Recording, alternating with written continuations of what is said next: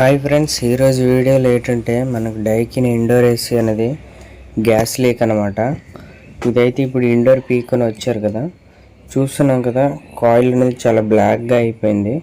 మనకి ఎటువైపు లీక్ ఉంది అంటే మ్యాక్సిమం ఇటుపక్క లీక్లు అనేవి వస్తాయి అన్నమాట. 100కి 99% ఇటువైపు అనేవి లీకేజ్లు అనేవి ఎక్కువ వస్తాయి. ఈ వీడియో కనుక మీకు నచ్చితే లైక్ చేయండి, షేర్ చేయండి, సబ్స్క్రైబ్ చేసుకోండి. ఇప్పుడైతే మనం 200 ప్రెజర్ అనేది వేసుకున్నాం అనమాట. ప్రెజర్ వేయడం వల్ల లీకేజ్ ఎక్కడున్నా ఏంటనేది ఈజీగా ఐడెంటిఫై అవుతుంది కాబట్టి ప్రెజర్ అనేది 200 అనేది వేసాము. చూస్తున్నారు కదా లీకేజ్లు అనేవి ఎలాగ వస్తున్నాయో. ఆల్రెడీ చిన్న చిన్న మైనర్ లీక్లు ఉంటాయి అన్నమాట. మనకు ఆల్రెడీ ఒక పైప్ కనిపించింది, ఇంకెక్కడ ఉందా లేదా అనేది చెక్ చేసుకోవాలి.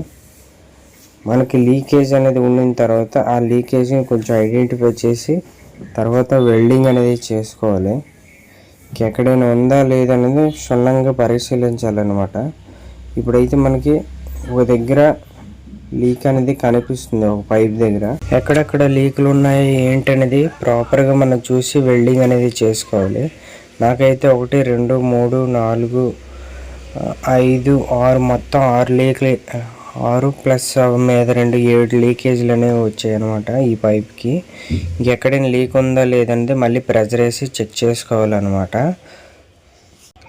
లీకేజీలు ఎక్కడ లేవు అనుకున్నప్పుడు మనం ఏం చేయాలంటే నీట్గా మీకు ఏది నచ్చితే ఆ నచ్చిన మంచి పెయింట్ అనేది వేసుకోవాలి. నేను స్ప్రే పెయింట్ అనేది యూజ్ చేశాను అనమాట, స్టీల్ కలరు.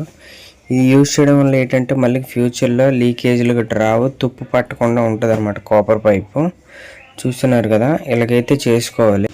రెండు పక్కల మనం కాపర్ పైపులకి స్టీల్ పెయింట్ అనేది వేసుకున్నాము. ఇలా వేయడం వల్ల మనకి ఫ్యూచర్లో గ్యాస్ లీకేజీలు గట్రా రాకుండా ఉంటాయి అన్నమాట, తుప్పు గట్రా పట్టకుండా ఉంటుంది. ఈ వీడియో కనుక మీకు నచ్చితే లైక్ చేయండి, షేర్ చేయండి, సబ్స్క్రైబ్ చేసుకోవడం మాత్రం మర్చిపోకండి. ఇప్పుడైతే డైకిన్కి సంబంధించిన కాపర్ పైప్ అయితే రెడీ అయిపోయింది, చూస్తున్నారు కదా.